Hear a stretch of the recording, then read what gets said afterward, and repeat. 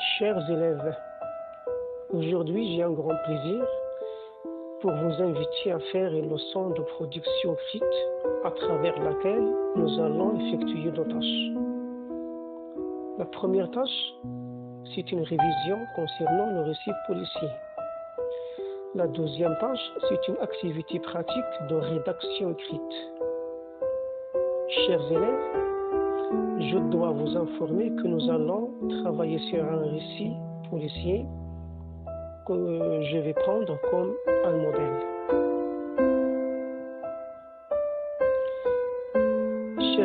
Chers élèves, je commence avec vous par la définition des récits policiers. Le récit policier est un type de texte qu'on retrouve dans le genre narratif, c'est-à-dire dans les écritures littéraires. Et à titre d'exemple, les aventures de Sherlock Holmes, de Arthur Conan Doyle, La fille du temps de Joséphine Tay, L'espion qui venait d'Effroi de David John Moore Cornwell et un autre roman, Le facteur sonne toujours deux fois, de James McCain, et enfin Crime et châtiment du grand et célèbre écrivain Fyodor Dostoïevski. Chers élèves, dans un récit policier, nous avons une intrigue. Une intrigue, c'est un mystère qu'il faut faire éclairer et comprendre et expliquer par la police à la suite d'un crime, ou bien d'un meurtre, ou bien d'un vol. L'importance donc est d'ouvrir, de mener une enquête ou bien une recherche par des enquêteurs pour savoir dans quelles circonstances le crime serait commis et aussi pour identifier le coupable. Maintenant, chers élèves, je vais commencer avec vous par l'état initial ou bien par la situation initiale. Et dans cette étape, nous trouvons des réponses aux grandes questions suivantes. Qui, où, et quand, et quoi. Dans cette étape, le personnage vit une situation normale, stable, avec un certain équilibre. Et nous trouvons des éléments suivants. La description de l'héros, des indications de lieu et de temps, et quelques renseignements sur l'action principale qui occupe le personnage principal. Je vais vous lire un fragment maintenant que vous avez devant les yeux. J'avais l'habitude de me promener chaque jour, seul, pieds nus, tout au long de la plage. Un jeudi du mois de mars, vers 14h, puisque le soleil était si ardent, je revins à la maison pour mettre mes souliers. Comme vous voyez bien, dans ce petit fragment, on peut trouver et dégager les éléments que je viens de souligner. D'abord, il y a la présence d'un personnage principal ou bien narrateur, c'est le pronom personnel narrateur. Ce pronom, il représente le personnage principal. Deuxièmement, il y a des indications de temps, comme chaque jour, un jeudi du mois de mars, vers 14h. Troisièmement, des indications de lieu, tout au long de la plage, à la maison, devant la porte. Chers élèves, dans cet état initial, il faut souligner que les verbes, généralement, ils sont conjugués à l'imparfait et au passé simple. Par exemple, l'imparfait. J'avais l'habitude. Le soleil était si ardent. Le soleil était si ardent. Maintenant, le passé simple. Je revins à la maison. Je revins à la maison. Maintenant, chers élèves, nous passons à l'élément perturbateur. Je lis la phrase. Devant la porte, je remarquai 3 gouttes de sang sur la serrure. Vite, j'ouvris la porte et j'entrai. Mais avant, chers élèves, donc je dois vous dire que l'élément déclencheur, c'est un événement, ou bien c'est un personnage qui vient perturber la situation d'équilibre.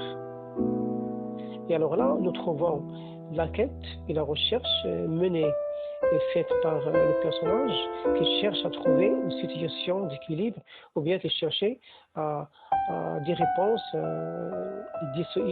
une solution pour le mystère déjà posé dans l'élément perturbateur. Je lis la phrase. Devant la porte, je remarquai 3 gouttes de sang sur la serrure. Vite, j'ouvris la porte et j'entrai. Vous voyez bien que dans ce fragment, il y a 3 verbes. Remarquez, j'ouvris et j'entrai.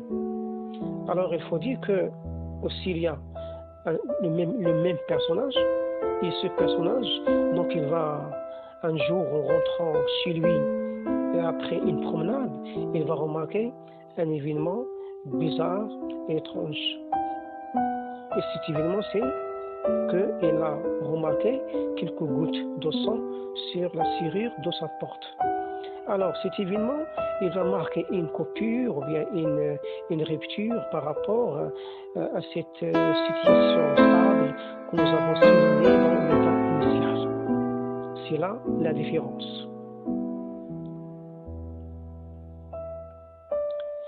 Chers élèves, maintenant, nous allons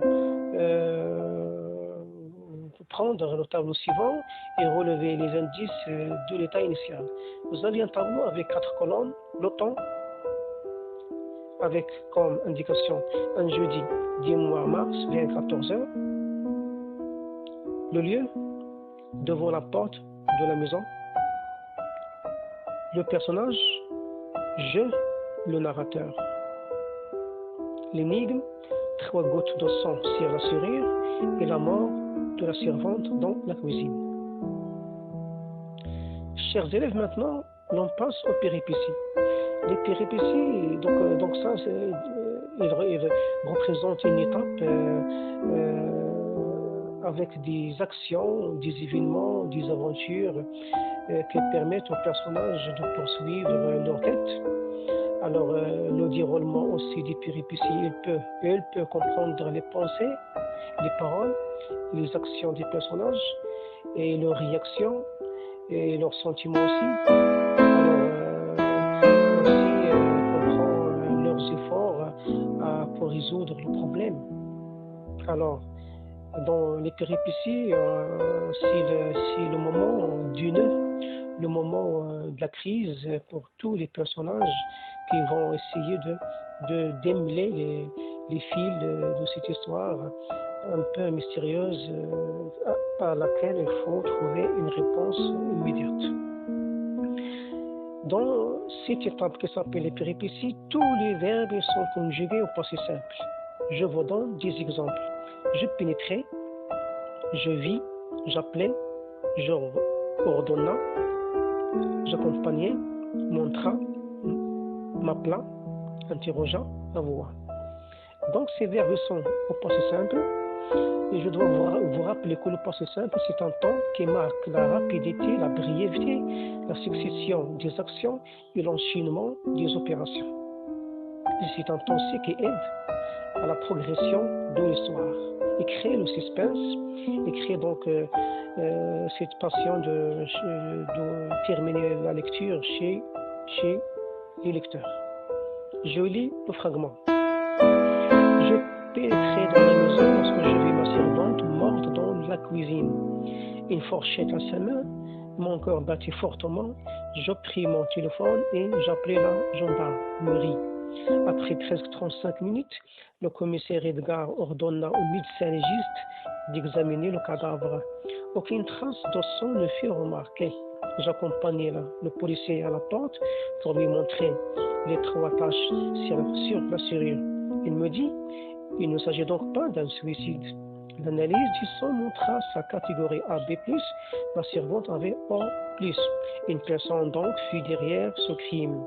Le jour suivant, Edgar m'appela et me dit que le criminel était arrêté. Rapidement, je me dirigeai vers le commissariat. Dans son bureau, Edgar interrogea le voisin, ce dernier à voix en disant: Je suis entré par le balcon, il est tué avec un poison chimique. J'ai mis du sang à la serrure pour perturber le déroulement de l'enquête. Et pour le poison, qui l'a préparé? Moi tout seul. Le criminel fut condamné à 20 ans de prison ferme, mais avant de finir en prison, il dut suivre une thérapie avec un médecin psychologique pour déterminer s'il aurait peut-être une psychose. Aussi, chers élèves, il faut souligner une chose importante. Voyez bien le lexique propre au récit policier. Par exemple, gendarmerie, médecin légiste, policier, suicide, analyse et crime. Chers élèves, maintenant, attaquons le schéma narratif du récit policier, les étapes. Vous avez l'état initial, avec une atmosphère stable et calme, avec aucun changement. Maintenant, vous avez l'élément perturbateur, la découverte des gouttes de sang et la mort de la servante dans la cuisine. Et pour les péripéties, vous avez l'ensemble des actions menées et exécutées par les personnages. Maintenant, vous avez la situation finale, l'arrestation des coupables.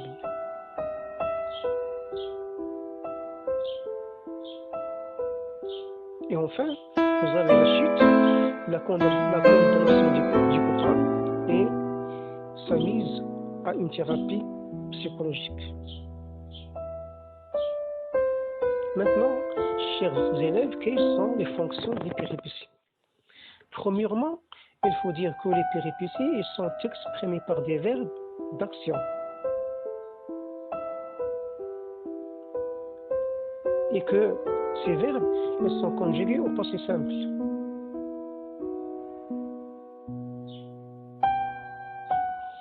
La première fonction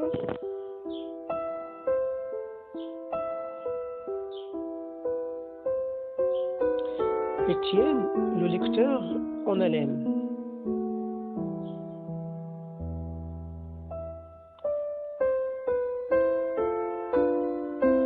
Et il crée le suspense.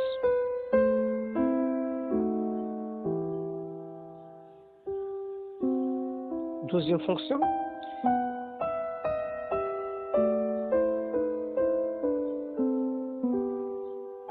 il mène le lecteur progressivement vers la chute de l'histoire.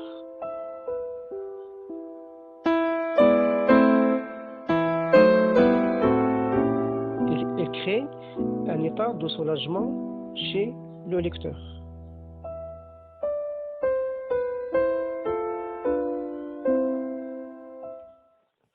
Maintenant, chers élèves, la résolution de l'énigme et la chute.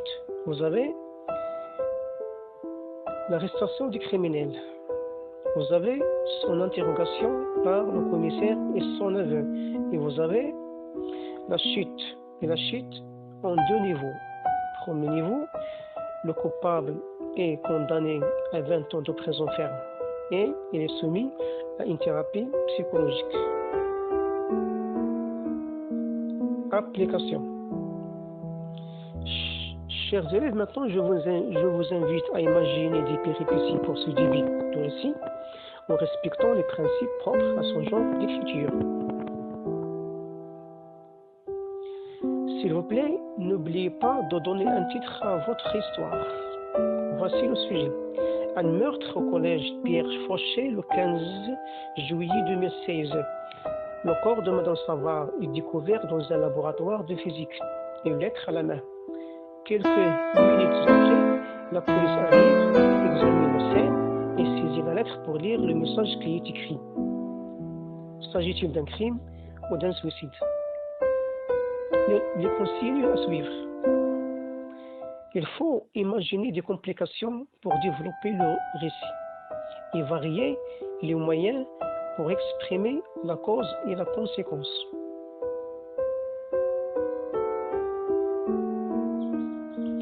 Il faut utiliser un lexique du genre policier.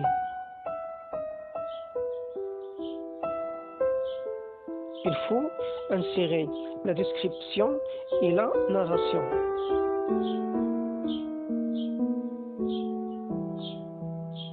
Il faut enfin utiliser les temps des récits, à savoir l'imparfait et le possesseur.